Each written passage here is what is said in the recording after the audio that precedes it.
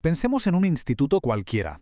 Ahora pensemos que allí se desatan dos contagios a la vez. Uno, una infección, sí, pero el otro es el miedo, y es mucho más peligroso.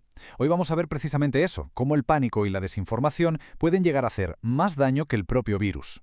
Y es que aquí está el meollo de la cuestión. A veces, la forma en que reaccionamos a una crisis es infinitamente más destructiva que la crisis en sí. Porque, a ver, esta no es solo la historia de una bacteria, es la historia de cómo un miedo colectivo se hizo completamente viral. Vamos al principio de todo. El escenario nos suena, ¿verdad? Un instituto. Un lugar donde la sexualidad es una realidad. Pero la información clara y directa, bueno, brilla por su ausencia.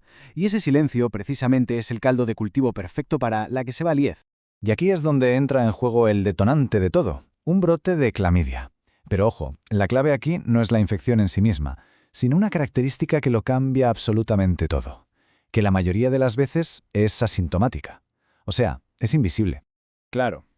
Esta falta de síntomas creó una sensación de seguridad que era en realidad una trampa. Porque al final, si nadie se encuentra mal, pues, ¿dónde está el problema? Parece lógico, ¿no? Pues esa invisibilidad convirtió la gestión de la crisis en algo muchísimo más complicado. Y en ese vacío, en esa ausencia de síntomas y de información oficial, algo empezó a contagiarse a una velocidad de vértigo, el miedo. De repente los pasillos del instituto se transformaron en un hervidero de pánico, de rumores, de una confusión tremenda.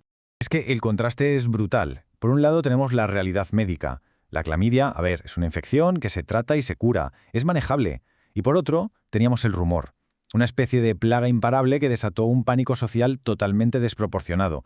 Y claro, este caos tuvo consecuencias muy reales y muy dañinas. La ansiedad se disparó, empezó una especie de caza de brujas para encontrar a los culpables y el estigma, como siempre, empujó a muchísima gente al silencio y a la vergüenza. Vamos, justo lo contrario de lo que se necesitaba en ese momento. Es que esto es un círculo vicioso perfecto. Fijaos, la falta de información genera miedo. Ese miedo lleva a buscar culpables para señalar a alguien. La culpa crea vergüenza, y la vergüenza ¿a qué lleva? Al silencio. Un silencio que permite que tanto la infección como la desinformación sigan creciendo. Una espiral destructiva en toda regla. Pero en mitad de todo este lío, de todo este pánico y desinformación, de repente algo cambió. Apareció un punto de inflexión. Una voz totalmente inesperada, que empezó a poner un poco de luz, un poco de claridad. Y aquí viene lo más curioso de todo. Esa ayuda, esa guía, no vino de la dirección del centro, que no supo cómo reaccionar. No, vino de uno de los propios estudiantes, un chico, Otis, que al ver el vacío que había, decidió tomar las riendas y convertirse en una especie de orientador para sus compañeros. Y sus mensajes eran de una lógica aplastante, sencillos, directos y, lo más importante de todo, sin juicios. Eran los datos básicos que hacían falta para empezar a desmontar todo ese miedo. Cosas como que, sí, que se puede tener una ITS sin síntomas, que por tanto se puede transmitir sin saberlo, que por eso es fundamental hacerse pruebas, y que por supuesto hay métodos para protegerse. Bien, después de ver esta historia, vamos a extraer la lección de fondo. ¿Qué es lo que de verdad funciona para prevenir no solo la infección biológica, sino sobre todo esta otra, la infección social? ¿Cuál es la estrategia correcta? Pues toda esta historia nos muestra que básicamente hay dos caminos. Por un lado está el modelo del miedo, que se basa en advertencias, en prohibiciones, y que como hemos visto es un fracaso absoluto. Solo genera más silencio. Y por otro lado está el modelo de información, que es el que de verdad funciona, el que da herramientas y conocimiento para que cada cual tome decisiones informadas.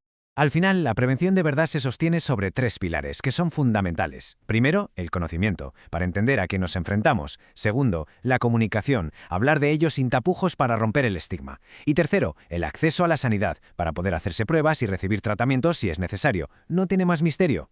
Y así volvemos a la idea principal. El problema no es tanto la infección en sí, sino cómo reaccionamos como sociedad. La manera en que una comunidad se enfrenta a una crisis, ya sea desde el miedo o desde el conocimiento, es lo que de verdad marca la diferencia. No es el qué, es el cómo. Lo que nos deja con una última reflexión. Después de ver cómo la desinformación puede ser tan contagiosa como cualquier virus, quizá tengamos que aceptar que el antídoto más potente que tenemos contra el pánico no es una pastilla, sino algo tan simple y a la vez tan poderoso como la información clara y honesta.